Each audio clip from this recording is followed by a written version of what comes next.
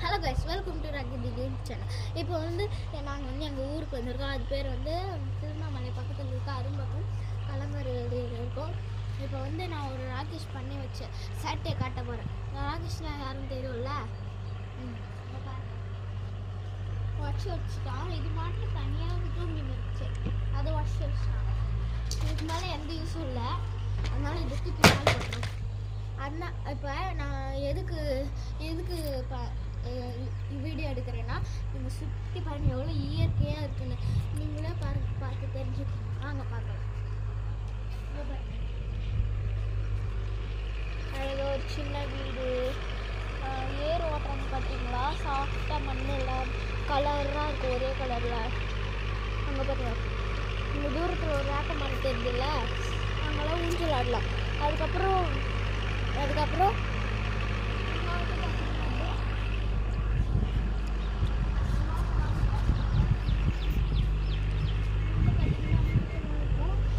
இப்படி இது வந்து பார்த்தீங்கன்னா,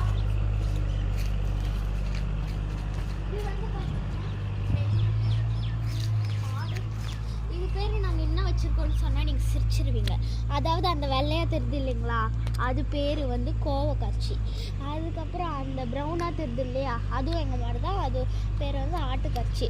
அது பேர் ஏன்னா அது சாப்பிடவும் சாப்பிடாது, ஆட்டம் ஆடினே இருக்கும். முழுசாக கழிச்சு போட்டு தான் விடுமே எல்லாத்தையும். அதனால இது வந்து கிட்ட போனாலே அப்படியே பாய வரும். அதனால இது பேர் கோவக்காட்சி. ஆனால் வெள்ளை காட்சின்னு கூட வச்சுருக்கோம், ஆனால் அது செட் ஆகலன்னு சொல்லிட்டு கோவக்காட்சின்னு வச்சுட்டோம். அதுக்கப்புறம் இங்கே வந்து பார்த்தீங்கன்னா 3 தொக்கு மாங்காய் தொங்கும். 3 கொத்து தெரியுதா உங்களுக்கு? அங்கே வந்து மாங்காய் தொங்கும். அதுக்கப்புறம் இங்கே வந்து பார்த்தீங்கன்னா காட்டு நெல்லிக்காய் இருக்கும். ஆனால் பிஞ்சு வைக்கல, பூக்குள்ள ஒன்றும் பண்ணல. இங்கே பாருங்கள், அப்படியே கொத்தாக இயற்கையாக இருக்கும் உங்களுக்கு பார்த்தீங்கன்னா. அதுக்கப்புறம் பாருங்க, ஏற ஒட்டி முடிச்சுட்டாங்க நம்ம எடுக்கிறதுக்குள்ளே. பார்த்தீங்கன்னா ஃபுல்லாக ப்ரௌன் கலராக ப்ரௌனிஷாக நல்லா இயற்கையாக இருக்கும். அதுக்கப்புறம் இப்போ வந்து பாருங்க, அங்கே பாருங்க போர் அடிக்கிறாங்க தெரியுதா? அங்கே பார்த்தீங்கன்னா மருந்து அடிக்கிறாங்க செடிக்கு, நெல்லுக்கெலாம் அவங்க.